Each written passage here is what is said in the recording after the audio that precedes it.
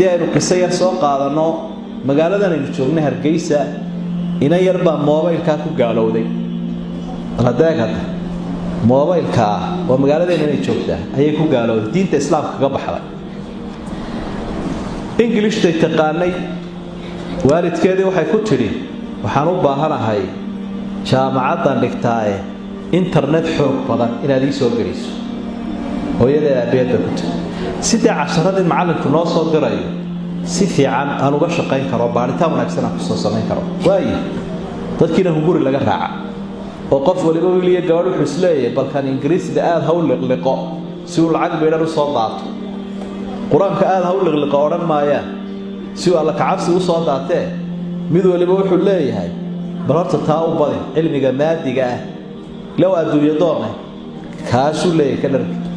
intii internetkii uu ka dharkiyay waalidkii iyaduna waxay la xiriiray qolo Norway joogto mission waxa ay kuwa diinta Kristaanka faafiya way waxay siiyeen dhoofkii laga raacay waxna way la soo yara qaadeen waxay dhahay si arrinkaaga meel loogu tiiriyo de waxaan u baahanahay inaad madaxdayada la xiriiro hay'adaas aanu nahay waxna waanu ku bari jaamacad waa ku dhoofinaynaa ma iska aqbalaysaa markaa xiriirka iyaga intaa leeg say u sii wadeen waxay dhahaan waxaan kula xiriirin doonaa wadaadka iyaga waa wadaad Kristaan ah waa boobkii kaniisadda Scandinavia jooga boobkii baa lala xiriiriyay diinta islaamka oo ka saaray markii ay ogaadeen godkii ay la doonayeen inay ku dhacday ila godka weyn lagu ridaa waa gaalnimo ilaahay inuu ka maagalay waana godka weyn shaydaanka iyo saaxiibadiisa sharwadeen ay qofka la doonaan إلهي بأفر كمثل الشيطان إذ قال للإنسان كفر فلما كفر قال إني بريء منك إني أخاف الله رب العالمين فكان عاقبتهما أنهما في النار خالدين فيها وذلك جزاء الظالمين والشيطان كي يقف كي قال لما أصابن لغا مركو قالوا بين أيدي بريبا كاه لو نار تكوه بصري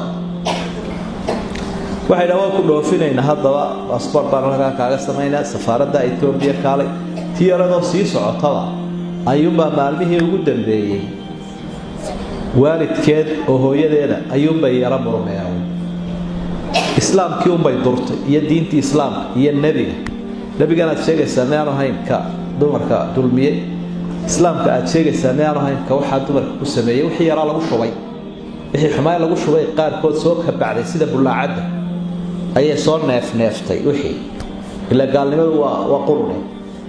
إنما المشركون النجس قرآن كاكو شاقين النجاس يقولون تاي يخبط بركة يقول عادي صور نفتر إن أنت هذه هو يدد وحي عرفت إن أنا إن أنت يا هين إربادي كل مدنتها هو إسلنتها هذه عرفت تبتنوى وحيوي على أبيه إنما ذي بيقول يعني إن أنت وحضوري سيد بابا الله ورئيستي بركة وحالها علي حقتي بالله علي خاتكينا ولا راعي تدرقي ذلك قاعد iyadoo sii guureysada oo gaalowday xagee laga helay dabadba uma baxdayna waalidku wuxuu lahaa inantii wanaagsan oo shucuuro naga saaxiibadaba ma laha inanteeda halka casharada bay ku urursan tahay oo habeenkii oo dhan raajacdaa iskuul waa jaamacadda iyo guriga waxba uga dhaxeeya cid bay isbaraaca ma oga halka ay dadkay raacdo ee screen-ka yar ka soo baxay kaba warayso sidii baa dabeedna inantii jaamacaddii lagaga saaray diintii islaamka lagu soo celiyay dadkii xurxumaana laga jaray